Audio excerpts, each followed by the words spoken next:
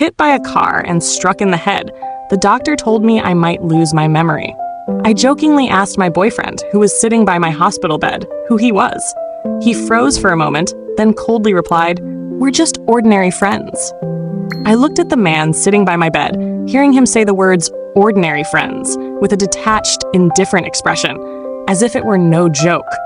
The phrase, "I've been fooled," stuck in my throat, and I could only remain silent, staring at him. I thought to myself that if the doctor hadn't called to inform him, he probably wouldn't have bothered showing up at the hospital. But I didn't ask. After a brief pause, I pretended nothing was wrong and smiled, saying, "Oh, I see. I've really troubled you then." He gave a cold, as if I were wasting his precious time. Then he lowered his head, turned on his phone screen, glanced at it, and said, "Since you're awake now, I'll head out. I still have work at the company." Before I could react, he stood up, preparing to leave. As his hand reached the doorknob, perhaps out of some lingering conscience, he turned back and added, "Rest well."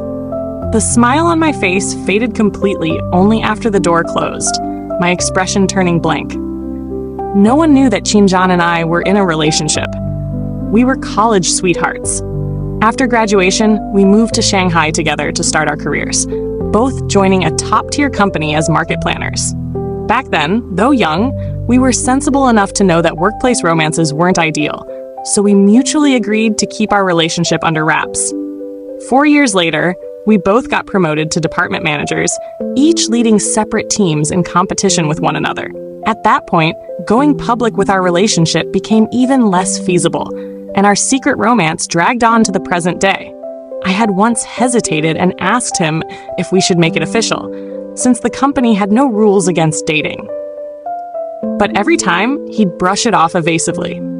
I even began to wonder if we were still a couple at all. But today, I finally understood the truth. The doctor told Chinjan that I might have temporary memory loss, but assured him not to worry. I'd recover soon. Yet in a situation so illogical, he still nonchalantly claimed we were just ordinary friends. Perhaps he wasn't afraid I'd remember and confront him. Because from the start, he didn't care whether I'd truly lost my memory or if I was joking. Perhaps he'd wanted to break up for a long time. Because if not, how could he openly pursue Li Qingqing? Women have a sixth sense sharper than radar. In truth, the feelings between Chinjan and me had faded long ago. We'd been together for 7 years, from our sophomore year in college to now. We knew each other inside out, so any change in him couldn't escape my notice. The signs began when a new intern joined his team, a rather beautiful girl named Li Qingqing, with the surname Li. HR had once gossiped with me that her company entry file listed her father's name as Li, the very owner of our company, a heiress, the boss's daughter, working directly under him. At first, Chinjan explained that he was nice to Li Qingqing because he didn't want to offend her. I can't afford to offend her. Besides, she's just a young kid, not my type. You're overthinking it. I didn't remind him that this young kid was actually 2 years older than me, but I silently accepted his explanation. Later, I couldn't tell if he truly didn't care about me anymore, or if he'd simply stopped hiding it. Half a month after Li Qingqing joined, one day I logged into his old music account to find a background track, BGM, and discovered he'd added her as a friend on the platform. For 2 years, busy with work, he hadn't listened to music much. That account was one we'd used since college, back when we'd listened to songs together. The total online listening time was 13,896 hours. Back then, he'd even created a playlist named after me, filled with songs tied to me. Little love ballads that reminded him of me, tracks by artists I liked, songs I'd shared on social media, and ones he'd listened to while missing me during long vacations. I glanced at it and saw he'd deleted that playlist. In his recent listens, there were trendy K-pop songs, genres he'd never been into, but which happened to be Li Qingqing's favorites. As a marketer, I told myself he might just be trying to keep up with youth trends. Maybe I was overthinking again. So I said nothing, quietly logging out of his account. I'm the type who won't confront someone without solid evidence. Because the one who sits at the end of the chessboard is always the one who speaks least and keeps the calmest expression. Of course, the coincidences between him and Li Qingqing didn't stop there. Early February, he led his team to take on a new project. I was on a business trip with my team elsewhere, occasionally hearing that his side was dealing with a particularly difficult British client. Busy all day without time to eat, I called to check on his project's progress, but he didn't pick up.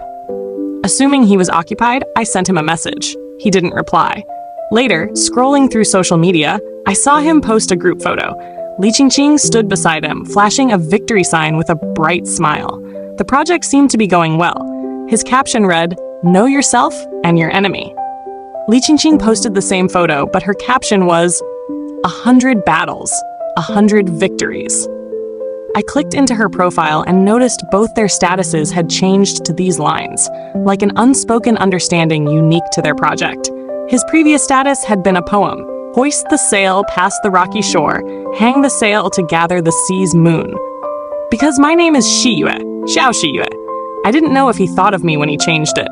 Probably not, because he never called me back or replied to my message. But he had time to comment under Li Qingqing's post, "Go eat something. Careful not to hurt your stomach." I touched my empty stomach, feeling the gnawing hunger, and silently turned off my phone. This was the second time I swallowed my pride and let it go. 3 days later, I was discharged. The doctor confirmed I was fine and let me leave.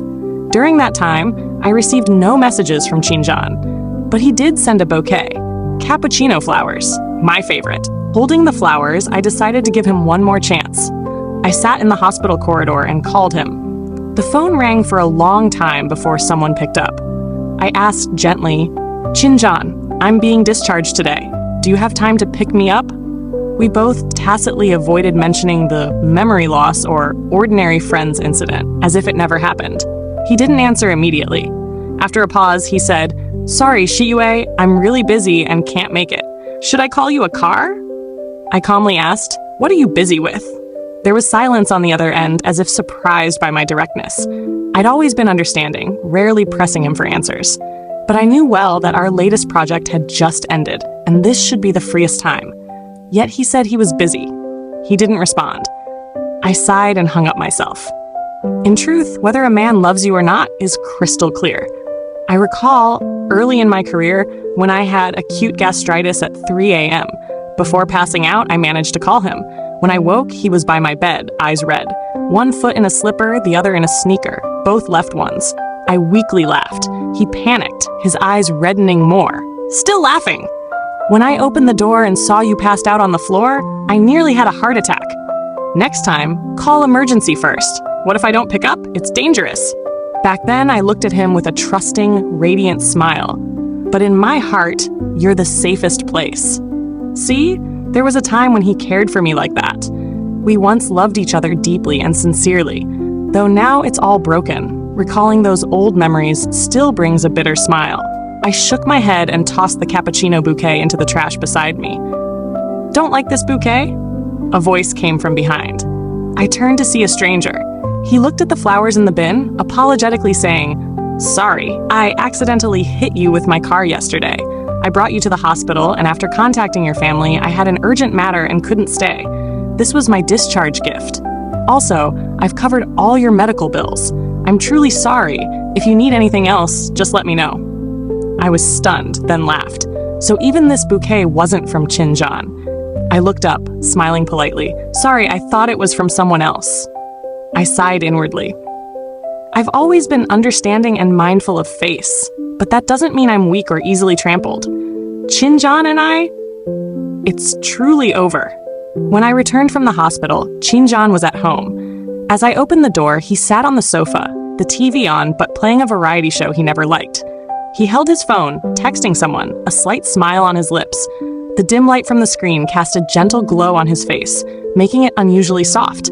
I'd forgotten the last time I saw that gentle smile on him. I stopped at the door. He was so absorbed in the conversation he didn't hear me enter. Only when I softly called his name, Qinjan, did he retract his smile, look up at me, his gaze falling to his hand, instinctively locking the screen and flipping it face down on the sofa. His eyes flickered with surprise. "You're discharged?" Only then did I truly laugh, laughing at him, and at myself. I looked at him calmly, my voice gentle but distant. "Let's talk." Our breakup with Chinjan could be called peaceful. We were both rational people, and the process didn't drag on. As adults, we cared about face. Everything was laid out clearly, no need for much talk, just mutual understanding. When I said, "Let's break up," he didn't ask why. He just stayed silent. I think in that moment, he felt a weight lift off his shoulders. After a while, he softly said, "Sorry." I didn't accept his apology, only coldly arranged the post-breakup details. My voice was calm, my expression not exactly sad. My composure surprised him a little. When I suggested he move out soon, he suddenly interrupted, frowning as he stared at me, a hint of scrutiny in his eyes. "Shiyue, you don't seem upset at all." How ridiculous. Men are such strange creatures. Though he no longer loved me, and this breakup was something he'd wanted for a long time, seeing me so calm made him uneasy. Perhaps in his mind, I should have cried, begged him not to leave, so he could satisfy his pride. I looked up at him, my gaze emotionless. I didn't tell him I'd been hurting for a long time, since he didn't reply to my messages but commented under Li Qingqing's post. Since he deleted the playlist for me, only to listen to K-pop she liked. Since he looked me in the eye and calmly said we were ordinary friends. Since he indulged in an ambiguous adult atmosphere with Li Qingqing, out of my sight. My pain had already passed. Chinjan to me was like a benign tumor, present, not immediately dangerous, but if left unchecked, it would eventually complicate, slowly eroding my health and vitality. There's nothing scary about it. Just cut it out before it turns cancerous. The pain is temporary, but I'll heal eventually.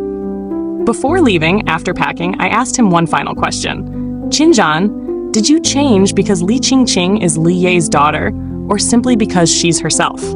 He stood at the door, turning back. His tall figure, once handsome face, now carried the maturity of a seasoned man, no longer the naive boy from before. I once thought he was still that teenager, blushing on the sports field as he awkwardly confessed to me. But now I realized, at some point, he'd become a calculating man navigating a sea of interests. He pondered for a moment, then said, "Shiyue, everyone wants to climb higher." That single sentence made me laugh, but I respected him for 7 parts of his honesty. I looked at him, a genuine smile blooming on my lips, my voice soft. "Chinjan, then I wish you the wings of a rock, soaring thousands of miles, achieving all you desire." His gaze lingered on my face, a flicker of regret deep in his eyes. But compared to his ambition, that regret was likely insignificant. Finally, he sighed. "Shiyue, don't hate me." I didn't reply. Workplace romances have one major flaw. After a breakup, you can't simply part ways and pretend you never knew each other. Life goes on, and work must continue. When the taxi stopped in front of the company, I saw Chinjan and Li Qingqing, not just the two of them, but also colleagues from his team. It was lunchtime, likely a group outing. Li Qingqing laughed brightly, gesturing animatedly as she spoke to Chinjan. Chinjan stood there, lips curved, gazing at her tenderly. Occasionally, he watched the crowd behind her, wary of her bumping into someone. Each time she nearly did, he gently pulled her hand away. This sight felt both strange and familiar. After breaking up with me, he seemed very happy. I sat in the car, waiting until their figures disappeared into a Hong Kong-style tea house before withdrawing my gaze. The driver glanced at me through the rearview mirror, curious. "Do you like that tall, handsome guy?" I smiled, replying gently, "He's my ex-boyfriend." The driver's expression shifted from gossip to awkwardness, as if wanting to comfort me but unsure how. I understood and added, "It's fine. It doesn't affect me." As soon as I entered the company, Bella ran over happily. "Sister Shiyue, you're out of the hospital? Really? Why didn't you let us visit?" I smiled lightly, walking as I said, "It wasn't serious. Look, I'm perfectly fine. How did the Hong Kong project wrap up?" She followed me into the office with a stack of documents, handing them over while glancing outside. Seeing no one around, she leaned closer and whispered, "Sister Shiyue, don't look at the data yet. I have something to tell you." I set the documents down, looking at her. Bella hesitated, then said with a hint of indignation, "You know Albert's transferring to Nanjing next month, right? Everyone's guessing the vacant director position will go to you or Chinjan. Over the years, you've both had equal performance. Honestly, whoever gets it, we wouldn't mind." But, she paused, biting her lip as if struggling to speak. I chuckled softly, my tone gentle. "It's okay, it's just us. Go ahead." After thinking, she lowered her voice. But a few days ago, I accidentally saw Qin and Li Qingqing hugging in the break room. Everyone knew the rumors about Li Qingqing being the boss's daughter. That's why Bella felt indignant, thinking Qin's promotion wouldn't be fair. I silently curled the edge of the document in my hand, finding it amusing. So while I was in the hospital, wondering what he was doing, waiting for a message that never came, he was embracing someone else. But this wasn't unexpected. I laughed, a bit self-mocking, but gently reassured Bella, "It's fine. Personnel decisions are up to the higher-ups. Let's just focus on our work and go with the flow." Bella sighed, while I lowered my head to continue reading the documents. When Qin knocked on my office door, I was surprised. In my mind, though our breakup was peaceful and no one was hurt, that only meant I valued face. It didn't mean we could return to normal colleague status, chatting as if nothing happened. I always thought, unless necessary, we'd avoid each other as much as possible, until I learned why he came. He stood before my desk, tall, his gaze unreadable as it fell on me. After a moment, he spoke. "Shiyue, I thought you'd quit." His tone was a mix of advice and warning. "We were together 7 years. Don't say I'm heartless. Next month, Albert's going to Nanjing. The director position will definitely be between you and me. If it's me, I'd prepare early and find a way out." I looked up at him. I understood his implication. He was certain he'd get the director role and was indirectly advising me to step down. Otherwise, once he's promoted and with his girlfriend being the boss's daughter, to avoid gossip, he'd pressure me to resign. This was his kind warning. I could accept a man changing his heart. After all, love can't be forced or tested. But I didn't expect him to lose even the last shred of decency. I looked at him as if he were a stranger, slowly saying my first words since seeing him again. "Qin, you're truly scum." He fell silent, not refuting. A week after our talk, I met Li Qingqing face to face for the first time. After breaking up with me, the man who used no workplace romance as an excuse to keep us secret, Qin, boldly went public with Li Qingqing. I saw their lovey-dovey posts on social media. Colleagues flooded the comments with blessings. Only a few college friends who knew us both messaged, confused about what happened. I didn't reply to anyone. It was an ordinary noon. In the office, some went to lunch, others napped at their desks. I held a coffee cup, alone in the break room, slowly grinding coffee beans. The rich aroma filled the air, and at that moment, Li Qingqing appeared behind me. I stepped aside to let her pass, but she didn't move, standing before me with a probing gaze. Suddenly she spoke. "I know you and a Jean used to date." She was shorter than me, with a round, youthful face. I calmly looked down at her, raising an eyebrow in feigned confusion. She looked up at me, her gaze lingering on my face for a while, perhaps disappointed by my lack of reaction. Then she hesitated before continuing. "I saw the playlist he made with your name. And that line, 'Hoist the sail past the rocky shore, hang the sail to gather the sea's moon.' Turns out, you two didn't hide it that well." I stayed silent, patiently waiting for her to finish. My dad really likes Qin. You know, he's young, talented, mature, and ambitious. Dad says Qin reminds him of himself when young. Dad wants to groom him, and conveniently, I like him too, and he likes me. We're together now. But Tiao Shiyue, your presence is quite an eyesore. I hope you're smart enough to resign. Now I understood her intent. First a show of dominance, then a warning, and finally a gentle nudge for me to leave. I held my coffee cup, my expression calm, my tone even, with a hint of a smile. I looked at her and said slowly, "Miss Lee, all company personnel changes require a process. You coming to me today, saying this, do you mean to fire me or something else? If you want me to quit, per company policy, let HR discuss it with me and state the termination reason." Her face paled, perhaps not expecting my firmness.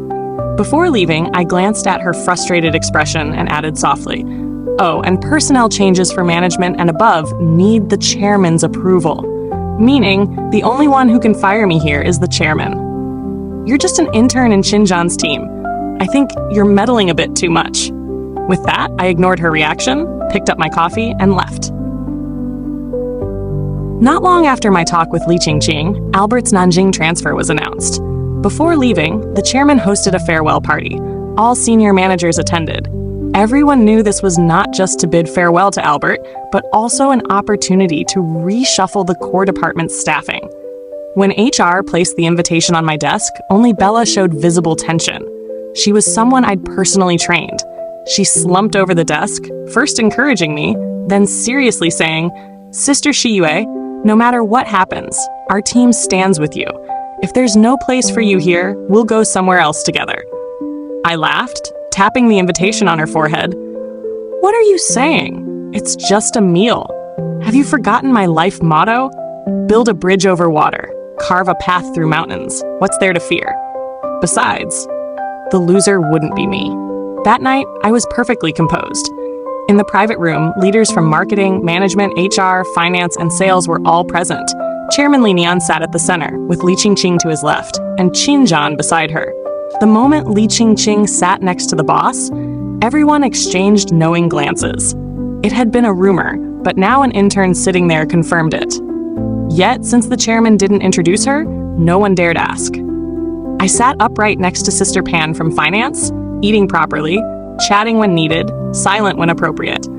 Today wasn't a work meeting, but a farewell for Albert, mainly summarizing his contributions and wishing him success in Nanjing. It wasn't until the meal neared its end, the atmosphere relaxed, that the chairman set down his chopsticks and steered the conversation to the main point.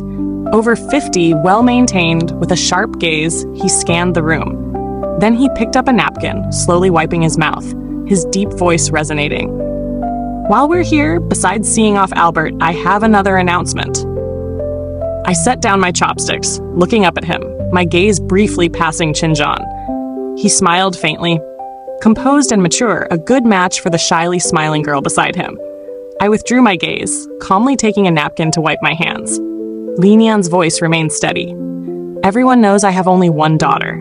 Right after graduation, I arranged for her to join the company. But she's resilient, not wanting anyone to know her identity, preferring to rise from the bottom.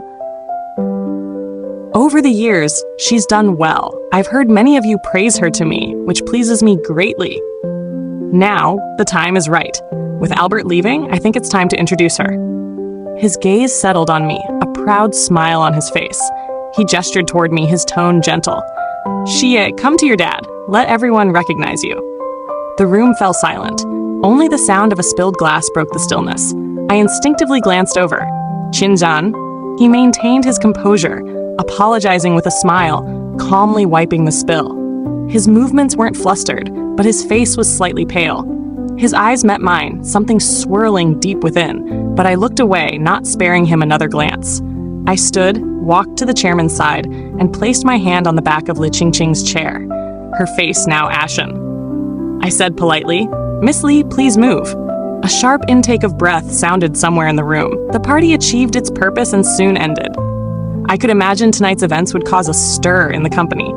But what intrigued me more was Qinzhan's reaction. He'd once told me, "Shiyue, everyone wants to climb higher." I wonder if he feels he's truly on that path now? I didn't turn to look, not even glancing his way. Only when he and Li Qingqing, looking dazed, came to bid my dad farewell before leaving, did I hear his low voice as if suppressing something. "Chairman Li, Miss Xiao, we'll take our leave." I said nothing. My dad observed him with a sharp gaze, then glanced at Li Qingqing. After a moment, he smiled, relaxed. All right. When the room emptied, his smile faded. He turned to me, his gaze probing. "What's between you and Qinzhan?" Indeed. I'd mentioned Qinzhan to him back in our early post-graduation days, but I never said we were dating. With his experience, he'd likely guessed. I smiled, meeting his sharp eyes, my tone cold. "Haven't you seen? Li Qingqing stole him." Her mom's good at stealing other people's husbands. Her daughter naturally inherited that. I paused, then emphasized, "Dad." The last time I called Li Nian Dad was when I was 7. That day, he'd just divorced my mom. At the villa gate, I clung to his sleeve, asking, Dad, why did Mom divorce you? Say something." But he didn't answer. As a child, I didn't understand. Later, I learned of the adult entanglements. My dad and Li Qingqing's mom were childhood sweethearts. She left him for money. Then he married my mom, and together they built their fortune from nothing. When our family rose, Li Qing's mom divorced and returned with her daughter to pursue him. Back then, Li Nian, still young, held on to that past, unable to forget. My mom never detailed those old grievances. She always preserved his dignity before me. My mom was proud and magnanimous. Betrayed, she didn't make a scene, just divorced cleanly. Afterward, he didn't marry Li Qingqing's mom, only kept her as a pastime, mocking her past blindness. Li Qingqing's real surname isn't Li, she's Wang. Perhaps to please Li Nian, she changed it to Li at 8. Her mother and she were smug. She didn't know of me, but I knew them well. I learned this at 8. That day, I snuck back to the villa and saw him celebrating Li Qingqing's birthday. He held the 10-year-old girl, her mom beside them, the three looking like a real family. Since then, I never called him dad again, rarely meeting him. Qinzhan only knew my parents divorced, that I took my mom's surname and became Xiao Shi Yue. After graduation, Li Nian wanted me in his company. He said bluntly, "For years, you're my only child. Doesn't your mom get it? You're my real daughter. This empire, built by your mom and me, who else would I leave it to? That woman keeps pushing her daughter to intern here, but I've refused. Shi Yue, I know everything." My mom was proud and refined. In the divorce, beyond what was hers, she took nothing from him. But I'm not like her. Why should I yield what's mine to others? The more I did to annoy them, the happier I felt. So Qinzhan and I joined the company together after graduation. Starting from the lowest rung in the core sales department, we climbed step by step. Li Nian knew of Qinzhan, watched him, praised his youth and talent. But the real reason was I'd mentioned him to Li Nian. My family's dynamics were complex. I planned to explain to Qinzhan after Li Nian made it official. Unexpectedly, he surprised me instead. Li Nian looked at me, and for the first time, I saw exhaustion and weariness on his face. He sighed, softly saying, "I've wronged you." I smiled. It's just a man's nature. I recalled Li Qingqing's taunt in the break room, saying Li Nian saw Qinzhan as his younger self. Now it's true. They're alike, ruthless and opportunistic, and both with poor taste. 3 days later, I returned to the company. This time was enough for the hot news to spread and settle. Upon my return, everyone maintained neutral faces, treating me as usual. No one crowded to ask questions, just smiling at me with a bit more warmth. All workplace veterans, they knew boundaries. Not too distant, not too close. This relieved me, and I kept my usual demeanor. Only Bella was openly upset with me. She scolded me for worrying her, not expecting me to hide so much. Finally, I placated her with a seafood meal. As she cracked a lobster claw, she asked, "You're the real heiress, so what's Li Qingqing?" I didn't hide it, giving her a summary. Her eyes widened in shock. "Oh my God! People can be this shameless?" Pretending to be a Li heiress to flaunt and deceive. Disgusting. Sister Shiyu, while you were away, many asked me for gossip. Can I tell them? I can't stand Li Qingqing's arrogance. If she were a real heiress, fine, but she's just a fake fox posing as a princess. What's she so proud of? I laughed, peeling a lobster piece for her, my tone gentle. It's not a secret. If anyone asks, feel free to share. I knew Bella's firepower. Sure enough, by afternoon, the company knew Li Qingqing's true identity. When I went to finance to handle a project budget, I saw Li Qingqing at Sister Pan's desk. Sister Pan frowned, pointing at an expense sheet. Why did you claim a personal handbag as a company expense?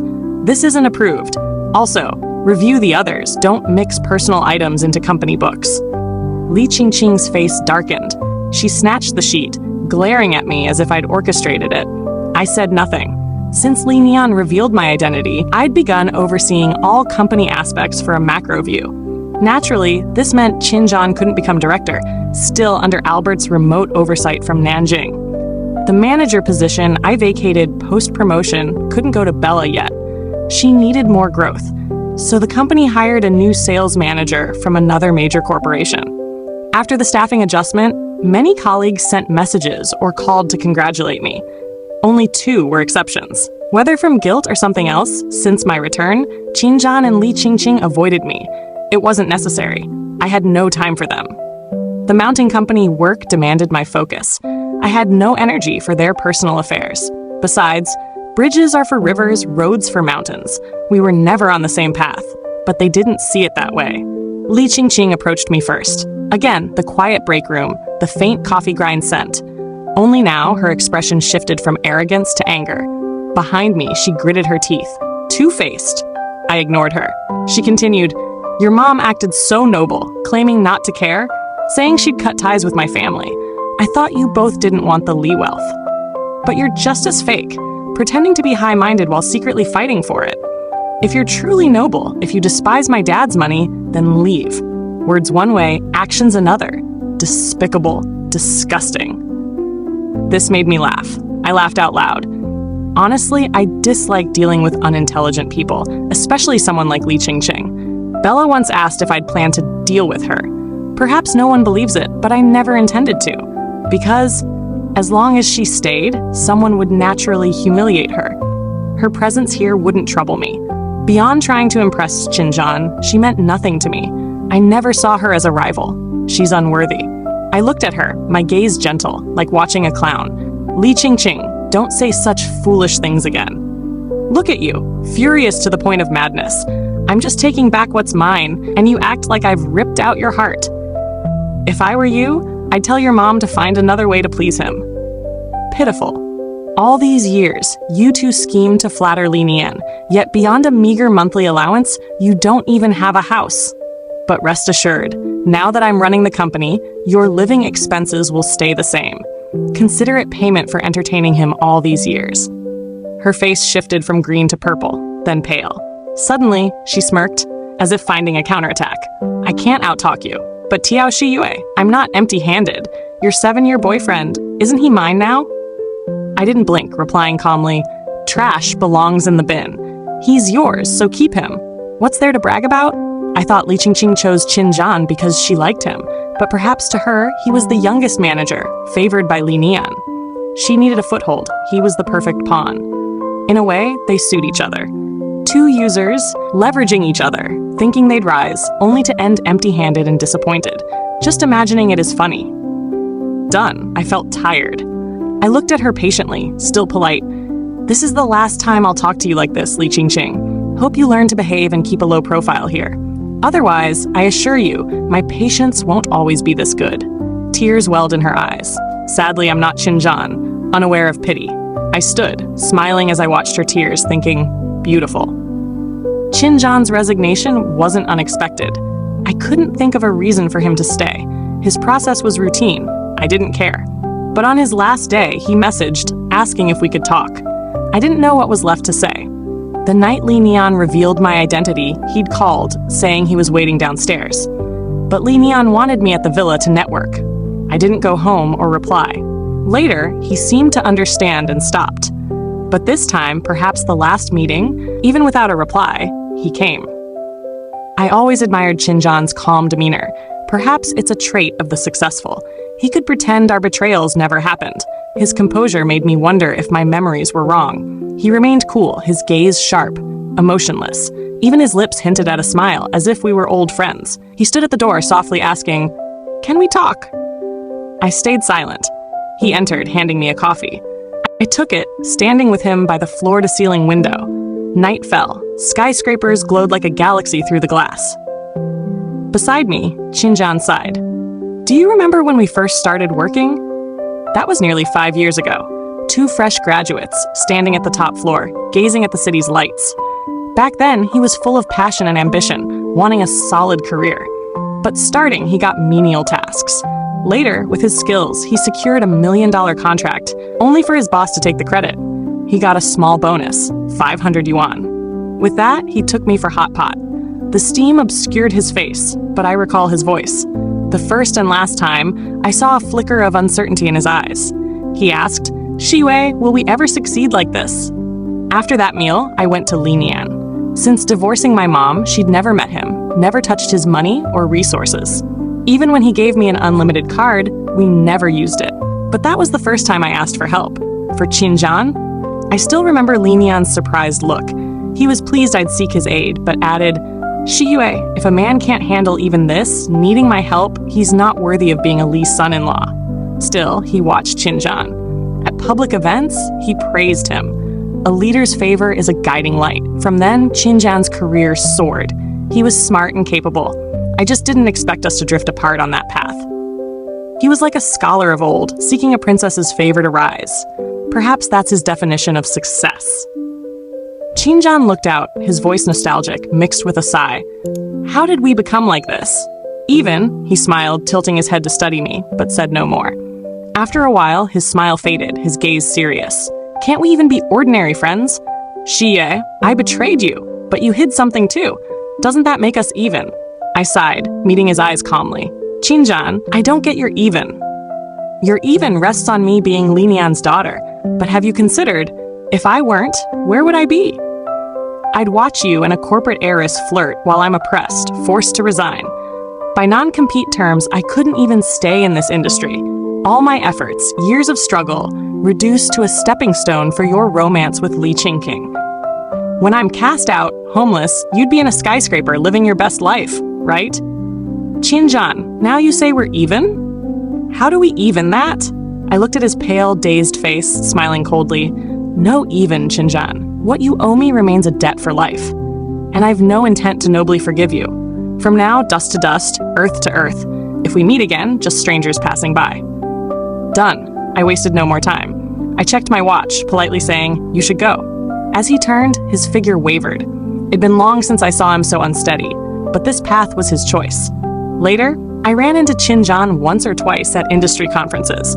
By then, I'd taken Linian's role, the center of attention. He stood outside the circle, starting anew, even lacking the right to speak to me. The last I heard of him was over dinner with Linian. He casually mentioned Li Qingqing's romance. She was duped of love and money, zero brains. I didn't know when they split, but their union for gain, ending for gain, was no surprise. I held my tea, gazing at the vibrant garden. April, spring again, another year passed. Old stories, like a small boat over 1,000 mountains, linger only in distant memory.